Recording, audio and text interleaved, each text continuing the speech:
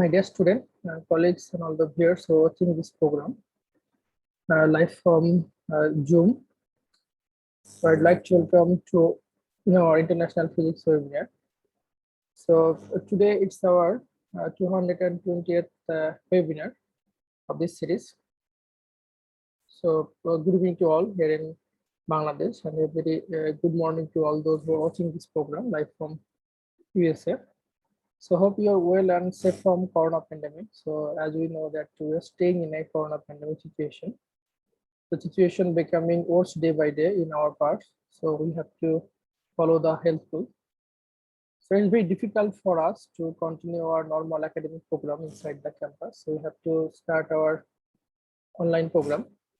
I think you have already come to know that the Department of Physics of the University of Science and Technology has started its online program, including online international physics webinar, and we have successfully completed our 219 international physics webinar, including 3 Nobel Laureate speakers, and today it's our 220th international webinar with another Nobel Laureate speaker. So we'd like to welcome you all to a joint session between our Department of Physics from the University of Science and Technology and the Department of Chemistry and of USA, and we have with us here Dr. Ada E. Yonath, a professor in chemistry, a member of Royal Society, and Nobel Laureate winner in physics 2009. So before going to our lecture, I'd like to introduce our speaker with all of you, though maybe you know him, her well. So Dr. Ada Yonath is focusing on a translation of genetic code of proteins by ribosomes on antibiotics, hampering this process on human diseases associated with ribosomal mutation and on origin of life. She initiated these studies despite a persistent global skepticism and introduced forefront key scientific developments which become common routines. She is the director of the Kimmelman Center for Biomolecular Structure at Weizmann Institute, where she got her PhD and is currently professor. She postdoc at CMU, MIT, and University of Chicago in the 70s.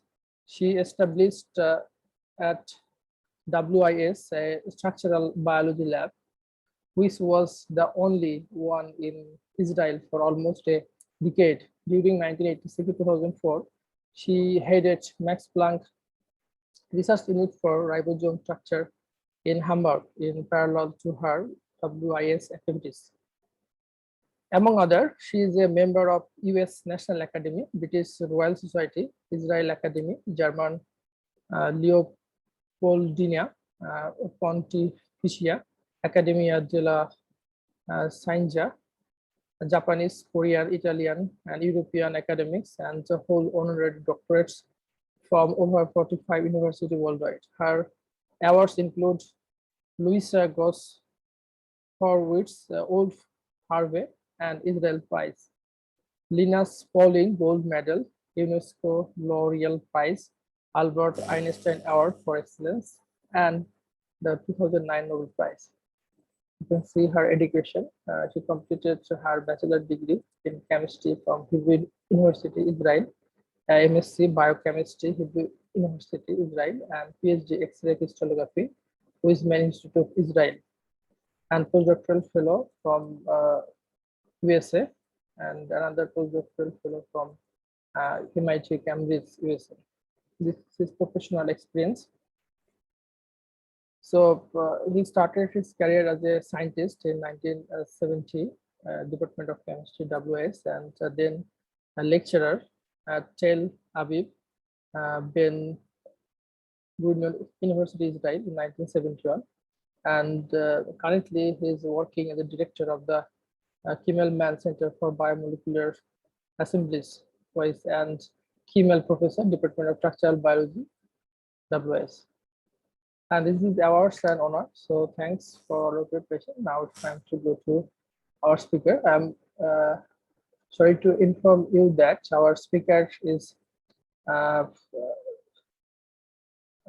sick today, and she unable to join, but she gave us his lecture, her lecture, and she will answer any of our questions.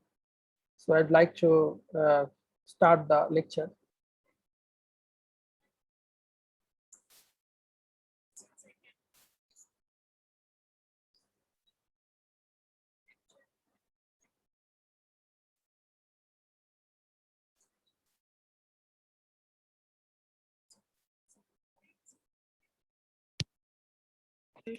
If one wants to stop the life of a pathogen by antibiotics. Antibiotics are fantastic, but there are problems with them. The main problem is resistance, and we are trying now to fight against it, and that's about what the lecture talks. Thank you. I want to talk about next generation antibiotics, or at least what we suggest should be next generation antibiotics. And for this, I also want to show my motivation, which was actually curiosity, like that of our hero, Mr. Einstein, that said that all what he had was curiosity and passion to it. When I became a young scientist, I thought the translation of the instructions embedded in the genetic code into proteins is one of the most interesting life process. Therefore, I focused on it. What do I mean? Let's first see what proteins do. And what I use here is some pictures from a children's book about proteins in human. But actually, proteins perform nearly all the essential functions in every living cell, even in bacteria, in flowers, in trees, and in humans. So here there are some proteins. Hair and skin, structural proteins, signaling proteins like insulin, transport proteins like hemoglobin, sensory proteins like vision, and enzymes that are taking apart the proteins that we eat to their components in order to make new proteins, those that we need.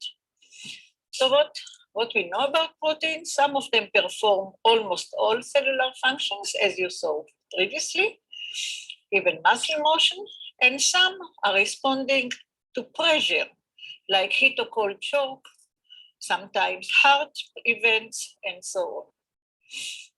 Proteins are long chains made of amino acids. There are 20 types of amino acids. The fold of each protein, which is carefully designed for fulfilling its function, is determined by the sequence of the amino acids that are building it. So what I want to tell is in nature, structure means function. Look at this machine, very sophisticated machine that is called paperclip. It works only when the fold is correct, where the structure is correct. If it's being modified by fingers, without hitting, without cooling, without cutting, without anything, just changing this structure or the fold, there is no function. And this is the way proteins work. So as I said earlier, there are 20 types of amino acids, and their sequence within the proteins, which enable its functionality, is dictated by the gene that codes for proteins. So proteins are made according to their genes, which are in the DNA. Actually, the DNA is a string of instructions written in a 4-letter language in which each 3 letters, or we call them also bases, are coding for a specific amino acid. These are called codons, these 3 letters, these triplets. So this is a typical enzyme. It's made of many atoms, many amino acids, each made of atoms. It has a active site. And if we look into the active site, this is here. and this is supported by the structure around it. I rotated it and I enlarged it, and you can see the active site now with the substrate, and you see that the substrate fills it exactly. If it was too large, it won't fit. If it was too small, it must flip around. So it must fit this exact. So this must be exactly according to what nature needs. In this case, what nature needs is this for this substrate. So how do the proteins, are they made? Here there are 5 amino acids, 5 components. All of them have, it's part of the 20, yeah? All of them have the same backbone, and all of them have the backbone that can fit each other, and each of them has a different side chain that gives them the biological or the chemical character, and some of the side chains can also be biological tools. They get together, they become more and more and more together, so long that I didn't even draw the details. Then they become long protein. About each normal proteins are about between 200 to 500 amino acids, and it's worth nothing unless it is folded with an active site, as you could see earlier in the real protein. So this was known when I started my work, but it was not known how it happens. This is what I wanted to find out, how this happens. So many other people wanted to do it. They were more experienced, and they had better labs, and they failed. So there was a big skepticism about the possibility to understand it. There were even papers saying it cannot be done. Yet I tried to do this. I will tell you afterwards why. I knew that we also can fail, but I knew that if we don't fail, if we make it, we will have a big smile. And this is what we have today. So the central dogma says the DNA that you can see here is where the bases are. It means the letters, the triplets that code for the proteins. The information is inside here. These are the bases, these are the letters within the double helical structure. And here it is not available for reading. It's covered, it's hidden. So the first thing that happens, there is a transcription, to a very similar molecule that can exist as a single chain. So here the letters are exposed and can be used. They are available for using. And this can be translated to growing proteins by a particle within every cell that is called ribosomes. Actually, there are many ribosomes within every living cell. So they are universal. It means they function in a very similar way in all cells, regardless of the source. It can be bacteria, it can be flower, it can be cockroach, it can be human. They do the same thing. The decoding and the production of the protein the same way. There is a huge number of ribosomes that function in every living cell. Even in bacteria, they can reach 100,000 when they work. And in some mammalian cells can contain millions. For instance, the liver may have 5 to 6 million ribosomes. In vivo, the ribosomes act continuously. They can form up to 40 peptide bonds in a second. They hardly make mistake. So I, as a very good and fast student, needed 6 hours for one bond, but they can do 40 in a second with about mistake rate of about 1 to a billion. So now that we know how they work, we like to describe them as a factory that we call ribosomes that is made of 2 floors. In the top floor, the information is being decoded. The triplets are coming in. It means the whole messenger RNA comes in, and triplets, when a triplets come here, it's found what it is coding for. The amino acid that is cognate to it will come inside into the factory and be connected to the growing protein that goes out. This arrow had to be inside, but I don't know how to draw it. So I drew it outside, but it happens in the factory. Then this track will become empty and join the other empty tracks. And as I told you, there are 2 floors. Here the decoding is being made, and here the making of the protein, the making of the bond, which is called peptide bond. So actually what you saw in the factory is shown here now in molecular way. Ribosomes, all ribosomes are made of 2 subunits, small and large. These 2 subunits are independent in the cell. They live as small and large. They come together when ribosome has to work. And they are connected by contacts between them and by the track, the tRNA molecule that brought the amino acids. So here it is, and it connects between the decoding center and the peptide bond formation center, which is called PTC. So this is what we found after 20 years minus 2 weeks of work. And we made a little movie that is available in YouTube that you can see here. Here, messenger RNA comes to the small subunit that waits. There are factors in the cell that are coding that are telling the ribosomes that has to start to work. There are initiation factors. In bacteria, there are 3 of them, and what you see here is actually ribosome from bacteria. And the whole thing is monitored by them. Yes, there are many more factors. You will see some in a minute. So messenger is reaching the small subunit that takes it. We made the movie, us, together with 2 students of the Art Academy in Jerusalem.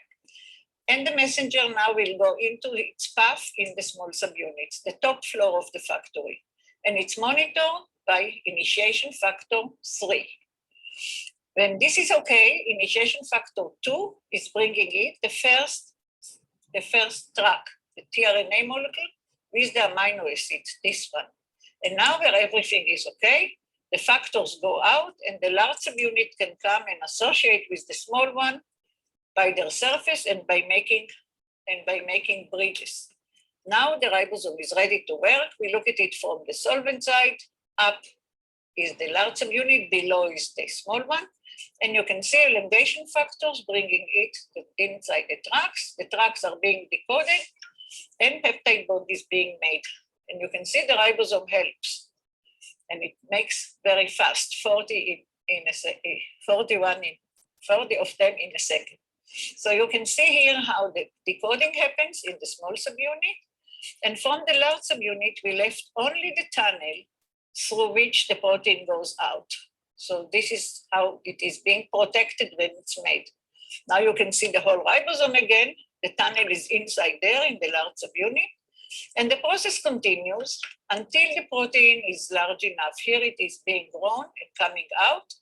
And when there is a stop codon, a codon that says stop, and instead of tRNA comes a factor, recycling factor and release factor. These factors separate between the small and the large subunit. The protein can fold and come out and has to do what it has. And the tRNAs, the tracks, and the messenger and the ribosome are waiting for the next job. That's all. That's the whole story. So what we saw in the movie was rather fuzzy, but what actually happens is that we know the position of each and every atom in the ribosome, small subunit, which sediments as 30S and large subunit is 50S. You can see that the ribosome is made of many components. The main one is ribosomal RNA, another RNA molecule, and many ribosomal proteins in many colors here. And just to remind you, the small subunit is doing the decoding, and the large is peptide bond, is for peptide bond formation. Now let's look at these people. All of them are giants, either in music like Mozart, Chopin, Schubert, or very intellectual writers. And what's common to all of them is they died very young. You can see their lifespan. The oldest is 47. Also, what's common to all of them, they died before or at the middle of last cannot see in the picture, but I can tell you is they all died from infectious diseases that people don't die now today. So what happened in the middle of last century? In the middle of last century, antibiotics came into use. And they saved the lives of many, many people, and of course, extending lifespan. So because of the fundamental role played by ribosomes, many antibiotics target them. Almost half, over 40% of the clinically useful antibiotics target protein biosynthesis, mostly by paralyzing the ribosome. What are the natural antibiotics? They are the weapons that bacteria from one type use to interfere with the life of other species of microorganisms when they have fights for space or for food or so, and so on. Question is, how do the tiny antibiotic paralyze the giant ribosome? So bacterial ribosome have a molecular weight of 2.5 million Dalton, and antibiotics less than 1,000. And the trick is that they are bound to the active sites. So you see here the small subunit and the large subunit, and the circles are showing where are families of antibiotics. It means the natural antibiotics that were modified by companies. And you see all of them are bound to functional sites, either to the decoding, or to the bonding, or to the tunneling, or to the hinging. These are the motions that are needed for continuing. So this is the trick, and we want to show you a movie that was made based on the previous movie. It's already 13 years ago, and as I told you, YouTube, and it shows the tricks played by the antibiotics. So this is a small one, Edain, that doesn't let the messenger bind. That's all. Second one that you will see is tetracycline. It also works at the small subunit. It doesn't let the second tRNA bind to the second position. So one is bound, but the second cannot. Second position is called the A site for those that don't know. So just occupies it. Then I want to show two that work on the large subunit. First is erythromycin, which is one of the first that came into use in medicine right after penicillin. It sits in the tunnel. If you remember, the tunnel that protects the protein and doesn't let more than a very short protein to be made, then it blocks. And the last one that you will see is disturbing the formation of the bond. Very clever chemistry, maybe the most clever chemistry. So here the bond is being made, and it just sits in the bond. No bond, no more protein. That's the whole story. So, sorry.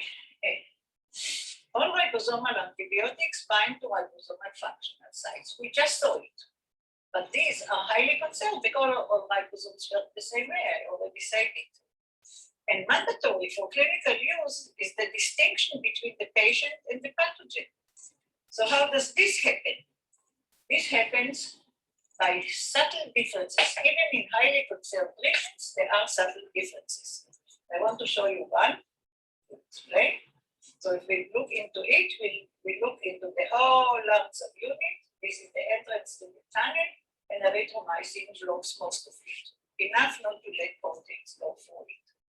So if we look at this position in the tunnel, like a perpendicular to its long axis, we see that there is a pocket, and the pocket is made just from ribosomal RNA.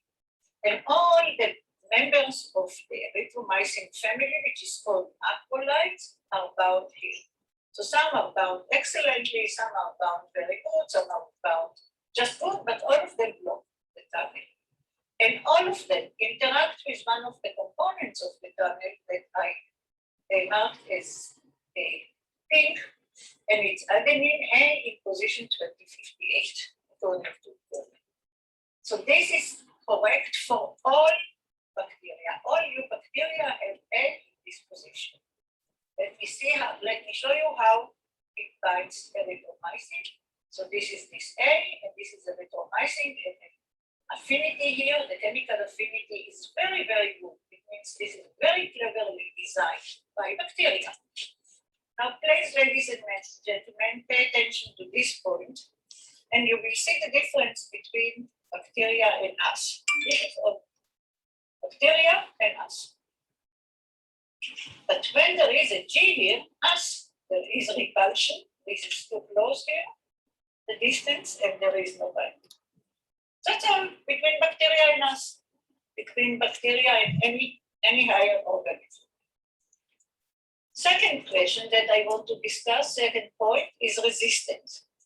Resistance to antibiotics is one of the most severe problems in modern medicine. And let's talk about it. First of all, how it is being acquired. So I will show you one of the methods. Selectivity was shown here between this and this. And the bacteria can just change themselves to G. And now they are resistant. Actually, resistance to antibiotics is a basic process for the survival of many microorganisms, regardless of their exposure to modern clinical treatment. And this is a very important finding. And this is one of the most severe problems, as I said before. The World Health Organization said we are reaching post-antibiotic era. It means the time that antibiotics will not be useful anymore. And even the World Bank estimated that up to 3.8, almost 4% of the global economy will be lost by 2050 because of resistance to antibiotics. Can we combat antibiotics fully? In my opinion, not.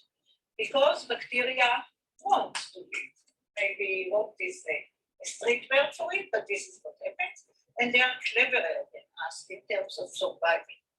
But we can do some things. So our lab we decided in our lab to help it because companies are hardly interested now in antibiotics.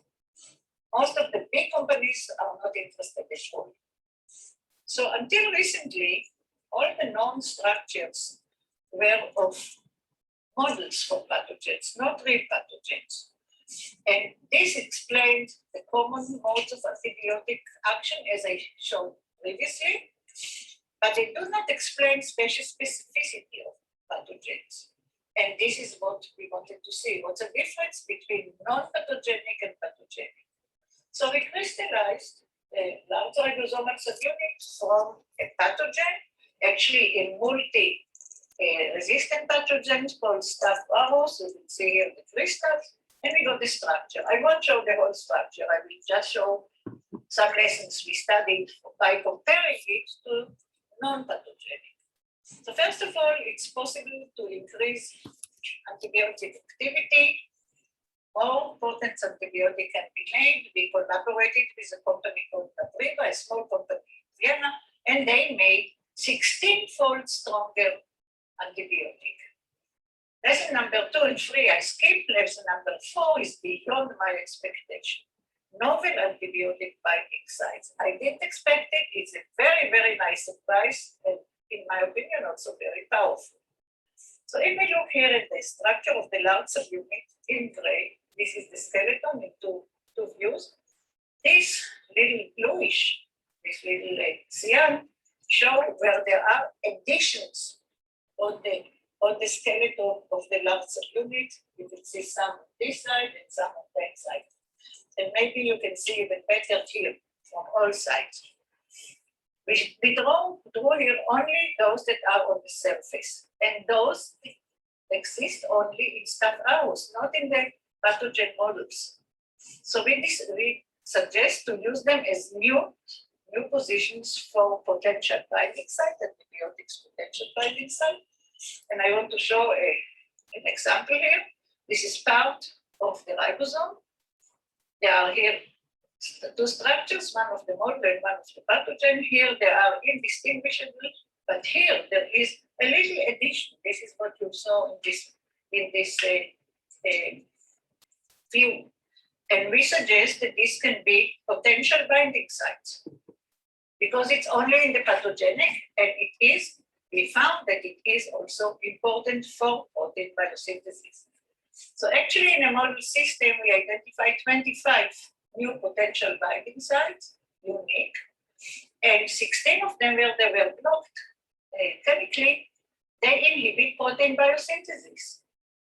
And because these sites are not involved in the primary ribosome activity, namely in the decoding and peptide bond formation, no pathogen contains genes for their modification. It means the bacteria did not understand now, although they are clever, did not understand now that they are important.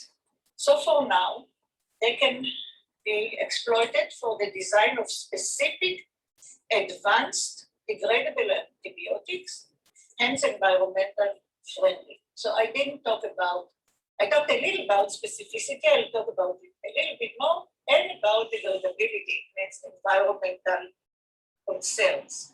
So first, specificity. I hope that you all know about the microbiome. Microbiome is where trillions of bacteria reside in our body. They are called good bacteria. They are usually in semi-exposed organs like guts, ears, lung, and skin, and they are mainly harmless. But they are susceptible to antibiotics. And so if antibiotics can penetrate into where they are, they can kill them too, and then people can catch other diseases. Therefore, we suggest to exploit these sites and design those that will not disturb the microbiome, the good. Also, they can be degradable. What do I mean in degradable? This is the environmental and ecology consideration. This is based on the fact that most of the ribosomal antibiotics that are used today are extensions of small organic inside the cores that are not digestible. And when they go out from the body with the rest, with the sewage, they are not degradable. And therefore, they can penetrate into the water. They are too small to be used, to be found by most of the used facilities for purification. And then they go into the water, they can penetrate into the irrigation water, and they come back to us. So this is why when we design our antibiotics, we want to make them degradable, biodegradable. So now I want a few words, how did we start? Because I thought that it has some lessons that we can learn from it. First of all, why did we use X-ray crystallography? Because human can see, maybe insects with normal microscope cells, bacteria, viruses, but not atomic detail. For this, we need crystallography. But for crystallography, we need crystals. They diffract. We see the diffraction here. They diffract according to the Fourier transform, and if we collect the whole three-dimensional, whole space around the crystal, we can get enough information to build back the structure. So here you can see X-ray coming. There is here a crystal. We collect the data with computers and with knowing how to do it. This little thing is a crystallographer. It must have something like me. And then we get the structure. So we can get structures of many types of molecules. But we need crystals. Let's define what crystals are. So this is sodium chloride. It's only 2 atoms, sodium and chloride. And it likes to make a three-dimensional periodic system, even in nature, spontaneously. So you can see full periodicity in 3 dimensions of chlorine and sodium in between. This is a natural crystal. This is a crystal of a protein that was first crystallized in Oxford in the 60s, but a 6 years grade, about 12 years old girl could repeat it. So proteins can be crystallized by this very complicated, now we know very complicated structure that you know. But even before the structure was known, there was a big question mark. Actually, this question mark said no.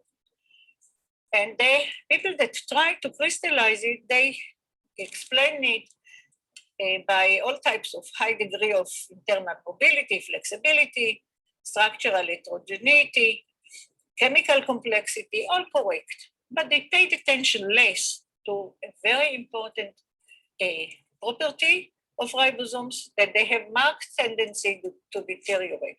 Even when we prepared it, they deteriorate, and we get less than half of the expected activity. And I was much more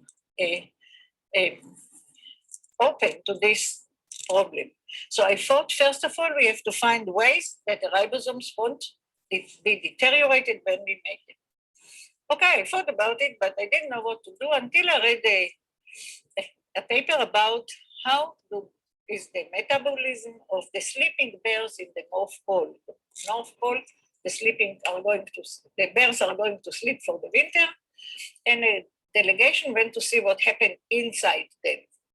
So they found out that in every cell inside the membrane of each cell, the ribosomes are fully organized periodically, monolayers, not real crystals, but monolayers of organization. And this shows that ribosomes can be orderly packed. Every bear, every cell. So then I thought, why is it? Why did nature provide this mechanism? And in my opinion, this is the way to maintain a pool of active ribosomes for the end of the winter, when the bears would like to do other things and they need proteins to do them. So my conclusion was that stress induces periodic packing of ribosomal particles. So I thought, let's look at stress, at bacteria that grow under stressful conditions. I didn't want to work on the bears, on the ribosomes of the bears. First, I didn't want to kill more bears, and more important, because the ribosomes from bacteria can be useful for medicine, whereas those of bears not. So the solution was to use ribosomes from bacteria that grow under stress, like in the Dead Sea, in hot springs, or in waste of nuclear facilities. I just want to show you the Dead Sea. It's the lowest point in the world. It's in Israel. You see, from top, no animal, no tree, no nothing, no life. You can see from closer, these are all structures of salt that came out by evaporation. No animal, no plant. But there are two types of bacteria, and I want to show you the colonies of one of them. Helloarcula marismorti here, you can see it here too. And I knew about this bacteria, and we used its ribosomes. Also, we use ribosomes of Deinococcus radiodurans, which is a bacteria that can grow under super extreme conditions, very hot, very cold, environment, dust, no food, even under irrigation. And we got beautiful crystals. Look, how nice. So we got actually 25 types of them. I show here only 6 that were useful for crystallography. And I want to show you 6 years after we started, we went to measure them. We took crystals to measure in this accelerator, which is in Nobel. Israel is a member of it. Actually, we used another one, but it's such a beautiful picture, I decided to use this. From top, it looks like that. Look how wonderful. From getting close, you see how it works. So here there are particles that be an accelerator, then they run around in this ring. And in the tangential, we have stations. Here there is a station that Frank is measuring on ribosomes. So each station has its own properties. Some are useful for ribosomes.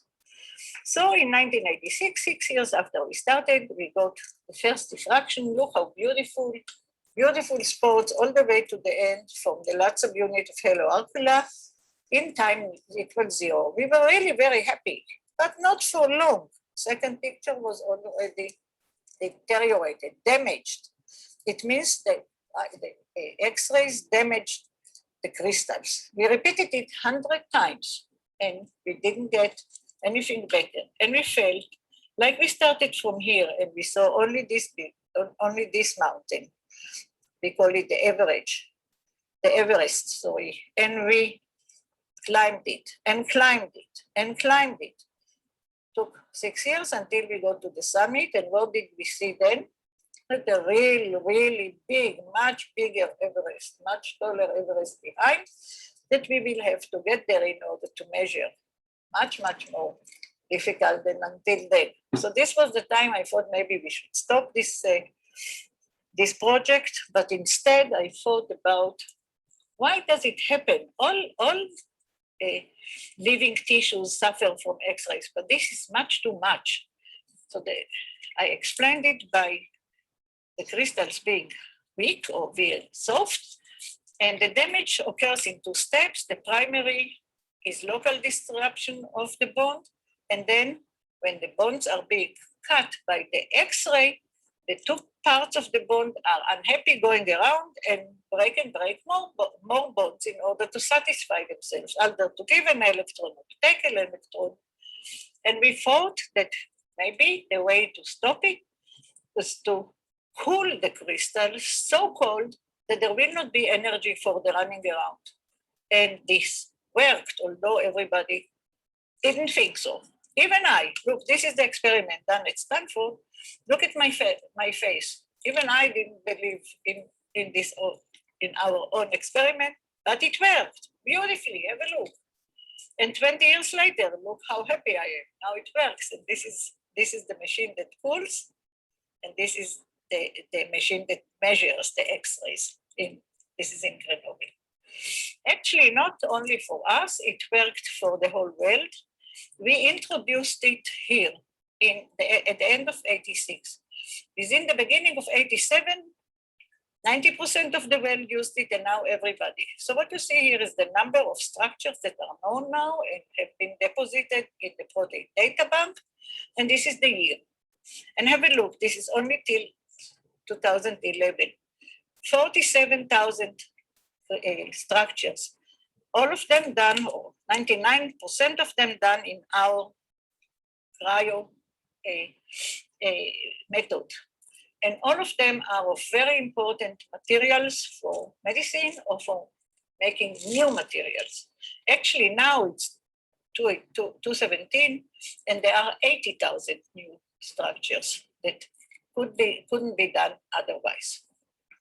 So how about future? We go back to the lecture, and what I want to tell you, we plan to identify the specific structural features which are unique for each pathogenic bacteria. What I showed you about Staph aureus, we want to do for all.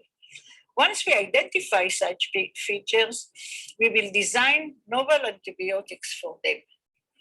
In these studies, in the novel antibiotics, we shall use cryo-electron microscopy, which provides high-resolution structures with no need of crystals. All what I told you until now about crystals, we will not need them in the future. Taking advantage of the current revolution in biostructure research. This is our program, and I hope that you support us. So before I finish, I want to thank the Weizmann Institute that let me work. Here is the president that made the decision, Michael Sella. He was a biologist. Although I was called the dreamer of the world, he still supported me. And when he finished his term, he was replaced by Chaim Harari, who is a physicist, and he also supported me. They were encouraged by the Scientific Advisory Committee, about whom I want to highlight Alex Rich, who tried to crystallize ribosomes with no success for 10 years, and he was still very supportive. Actually, the whole work started with a very strong collaboration with Max Planck in Berlin, with Dr. Wittmann, that he really wanted to see the structure of the ribosomes, and he helped in establishing a group for us in Hamburg near the synchrotron there. He died 10 years before the structures came, unfortunately, and then he was replaced by Franceschi and then by Fucini. So I want to thank my research group in the 2 places for their devotion and determination in good and in bad times for many years. Here, this is the group in Hamburg. It was terminated in 2004. It always had angels. The technical assistants say that otherwise they cannot work if there are not angels. Ribosomes are too complicated. And the group came to the Dead Sea to look for new bacteria, well, they had good time. The group in Israel is still working. Here you can see people that came and went through the last 3 years. Some of them are still with us. I want to highlight Dr. Anand Bashan, who is the senior scientist that runs the show all the time when I'm doing other things. And I cannot show you one by one, but I want to that you pay attention to Tamar. Tamar came 16 years ago for 10 weeks. She's still around. At the date that I took a picture, she had birthday, so she baked a cake. You want to see the cake? Here is the cake. And it shows that in my group, ribosomes are considered sweet. I also want to thank my family. I cannot show you all of them. My mother, my sister, and so on. Just my daughter, who is a doctor, a medical doctor, and her daughter. This is the girl that crystallized the ribosome when she was 12. And they were also supported all the time, even when I wasn't there. My granddaughter actually gave me a speech and then a prize. I will show you the prize in a minute. As in the speech, she said, as you know, she is a very busy scientist, but she always finds time for me. And this is the prize that you gave me. No, not this one. This is the medal, Nobel medal. Her prize is. The grandma of the year is under Yonath, at least as important. And when I asked her, what is the year? Every prize has a year. She said, you have to reprove yourself every year. I'll take it off the wall if you fail. Still on the wall, you see? So ribosomes became popular. In a carnival, he is me. And she, his wife, is a ribosome. Look, protein comes out of her. Also, younger children became ribosomes. And this is what happened to me by one of the best artists and writers in Israel, Michel Kishka. And if you have a look very carefully, this is the large subunit, and this is the small one, and it's symmetrical. And he thinks that the best place for antibiotics is here and here. Thank you. Okay, I hope that you liked it, and I hope that something will come out of it, at least mentally, intellectually. And as I said, I would have liked to be here with you today, but since I cannot, good day to all of you.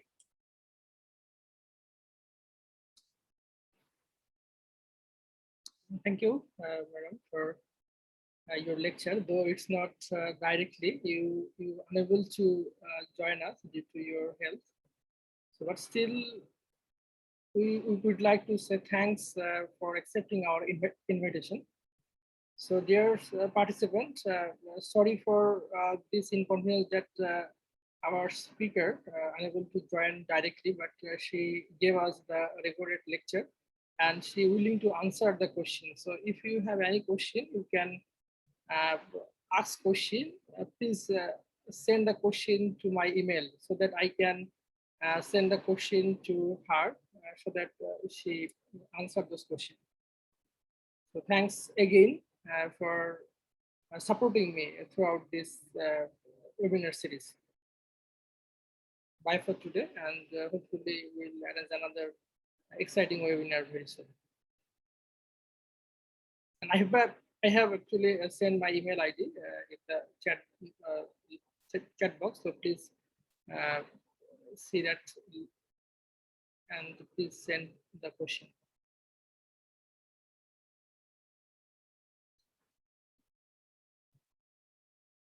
Thanks all. Bye. Good night.